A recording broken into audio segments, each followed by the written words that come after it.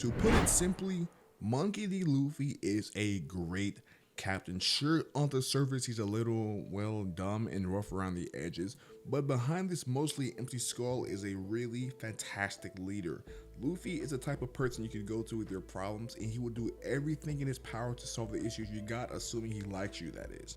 And you would think that somebody of Luffy's stature who is reckless to a fault, never follows any sort of plan and has the mental maturity of a 12-year-old would make for a terrible leader, because who in their right mind pledges allegiance to a captain like this? But oddly enough, this is what makes Luffy such a great captain. To be the Pirate King, it takes an extraordinary man capable of extraordinary things, and there is no other person in all of One Piece who better fits that description than Monkey D. Luffy. It takes a fearless man, the type of guy willing to toss himself and even others headlong into danger at a moment's notice to ascend to the top of the world. Even though he is a complete idiot, you can't deny the fact that Luffy does have balls of steel, or in his case, I suppose balls of rubber. It's all the same, really. The difference between Luffy and other captains is your average captain would have turned tail and given up on his ambition a long time ago if they experienced a quarter of what Luffy has in his short pirating career. Just how many times have we seen Luffy throw caution into the wind if it means helping his friends? If you want the perfect example of the kind of captain Luffy is, then look no further than the Water 7 in an Enies Lobby saga. What was supposed to be a fun trip to the City of Water quickly proved to be anything but that for the Straw Hat Pirates. The Going Merry was finished. The ship the Straw Hats had taken throughout countless journey on the Blue Sea would not be able to take them any further. Their vessel of hope and adventure would choose Water 7 as its final resting place. This left Luffy with a very difficult decision to make. Continue to sail on a dying ship, or just get a new one. It wasn't an easy choice, but as a captain should, he chose the latter. The Straw Hats had to say goodbye to the Going Merry. Everyone respected their captain's wishes, that is, everyone except for Usopp. He challenged Luffy's authority, accusing him of having ulterior motives. This led to a heated argument between the two that eventually snowballed into a full-blown fight. Unfortunately, this battle ended in a painful defeat for Usopp, meaning Luffy's decision was final and Usopp had to leave the crew. As much as it hurt him, Luffy had to fight his friend and accept the outcome. It's as Zoro said, that is the duty of a captain, to carry the burdens which his crewmates cannot. Losing the Going Merry, Nico Robin's disappearance, and the excommunication of Usopp, it is in how he handled these situations where Luffy shined as a leader. This would not be the extent of their troubles on Water 7 though. At this stage of the pre-time skip era, TP0 and the world government stood as the Straw Hats' biggest challenge to date. This is beyond any other foe Luffy had ever faced, and he was prepared to declare war against the government and all who stand in his way for the sake of his friend Nico Robin, someone who was only on this crew for a hair's breadth. To Luffy, it doesn't matter how long he's known you or what you've done for him. If you're a friend of Luffy's, you have his unconditional support.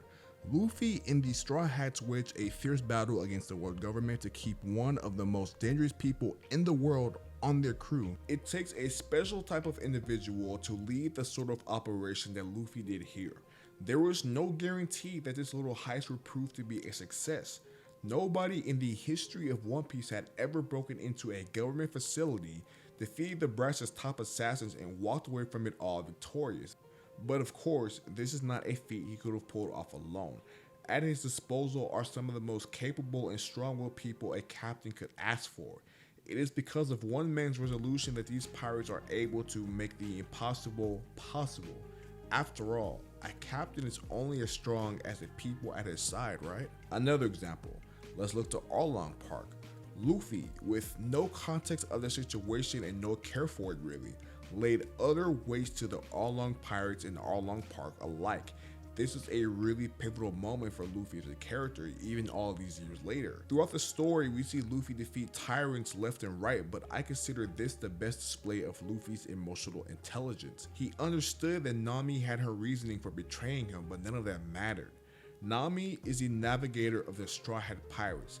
This means, hell or high water, Luffy was going to obliterate anyone or anything that made his friends suffer. This philosophy is actually pretty childlike and innocent, and it shows that what Luffy cherishes more than his own dreams is his safety and happiness of his crew. Luffy is selfish and impulsive. At times that can be to his detriment, but Luffy would never do anything that could put the people around him in any serious danger. If anything, he's actively saving them from harm. So despite his carefree nature, Luffy is actually extremely dependable, and we have seen him come through on his word time and time again. Luffy swore to help Vivi save Arabasta from the evil clutches of Warlord of the Sea Sir Crocodile, and he did exactly that. Luffy put 20 years of history and bad blood on his shoulders. He stood face to face with Emperors of the Sea. On his back, all the hopes and dreams of the people of Wano, and he came out of the most intense battle of his life, the victor.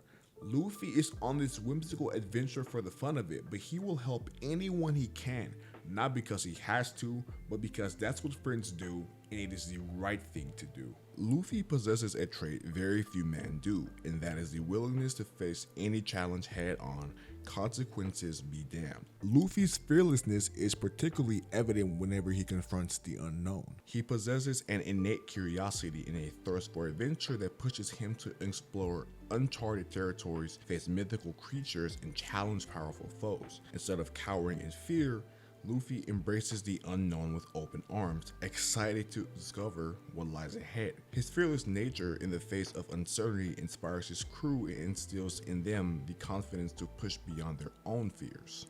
This is the kind of fierceness and tenacity needed in order to become the king of the sea, but beyond that, this indomitable nature tends to rub off on those around him. Just think about it. How many times have we seen Luffy influence total strangers into acting on his will? This is a very dangerous power, as stated by Mihawk himself. Luffy has determined the fate of entire nations and kingdoms.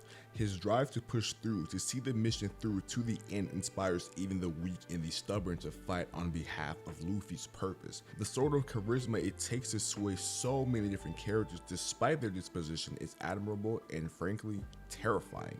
This power especially extends to his crew of knuckleheads, as we have seen the Straw Hat Pirates share the same kind of fearlessness as their captain.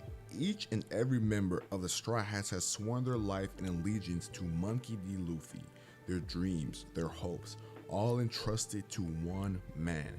Every person who boards the Thousand Sunny has fought to the death, and at times even stared death in the face to ensure that their captain's dream of becoming king of the pirates is realized. No person on this crew is weak. Luffy hates weaklings after all. The Straw Hats would follow Luffy into hell if need be, and this level of loyalty isn't common. You don't attain crewmates like this by being ordinary. What makes Luffy special is he is genuinely one in a million. Let's put aside the fact that he just so happened to eat a legendary devil fruit. If you put Luffy in any scenario, in any point in time, he would still very much be the way he is as we know him. Luffy isn't motivated by might or conquering. He doesn't strive to be the strongest or the biggest. He did not set sail with the intent of ever being a hero. Luffy is just, well, Luffy. What his name encapsulates is a man scared of nothing, a man honest and brave, a man with a strong sense of justice that he himself doesn't realize. He is a man who can overcome anything so long as he puts his mind to it. No mountain is ever too big to climb. Monkey D. Luffy is a pirate who inspires everywhere he goes. He touches hearts and leaves smiles in his wake. He's the type of guy who you can't help but to want to see win. What makes Luffy a great captain is that he is firstly a great person, and the phrase lead by example cannot be any more literal here. All of us should aspire to be someone like Luffy, bold, genuine, and free. That is all for today's video. I hope you guys enjoyed the video. If you did, you know what to do for me. Make sure you smash that like button. If you're new here, man, welcome to the kingdom. You make sure you subscribe. You guys be easy, and I'll catch you later, man.